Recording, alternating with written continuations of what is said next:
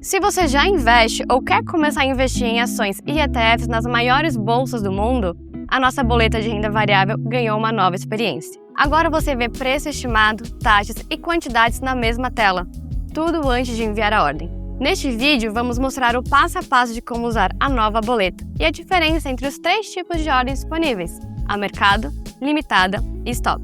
Acompanhe na tela. Vamos começar com a ordem a mercado, a forma mais direta de investir. Com ela, a compra é executada imediatamente pelo preço disponível no mercado. Para começar, abra o app, pesquise pelo ativo. Aqui vamos usar um ativo fictício, o XYZ, e toque em comprar. A boleta já abre no modo a mercado. Na aba por valor, você digita quanto quer investir em dólares e a tela já mostra a quantidade estimada de ações que você vai receber. Se preferir, você também pode definir a compra pela quantidade de ativos. Mude para a aba por quantidade. Digite o número de cotas e veja o valor estimado na tela. Toque em revisar compra, para conferir todos os detalhes, quantidade, preço estimado e taxas. Tudo certo? Deslize o botão para confirmar. Sua ordem foi enviada e será executada pelo preço disponível no mercado. Agora, a ordem limitada.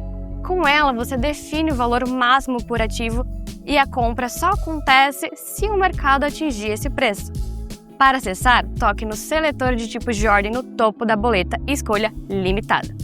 Defina o preço limite por ativo, o máximo que você aceita pagar e a quantidade de cotas.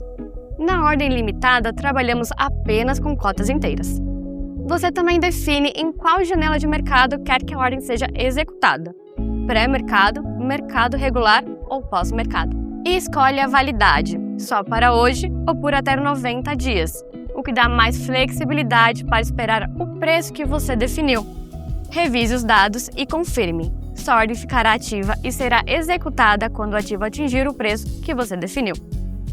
Por fim, a ordem stop, uma ferramenta para quem quer manter a estratégia sem acompanhar o mercado em tempo real. Você define um preço de gatilho. Quando o ativo atinge esse valor, uma ordem a mercado é disparada automaticamente. Digite o preço de gatilho, o valor que vai acionar a ordem e a quantidade de cotas. Revise os dados e confirme. Sua ordem stop ficará ativa e será disparada quando o preço do ativo atingir o gatilho que você configurou. Com a ordem a mercado, você entra na hora. Com a ordem limitada, define o preço que aceita pagar. E com a ordem stop, sua estratégia segue ativa, mesmo quando você não está olhando. Atualize o app da Avenue e explore a nova boleta quando quiser. Se tiver dúvidas, o nosso time de atendimento fala português e atende o mercado americano. Até a próxima!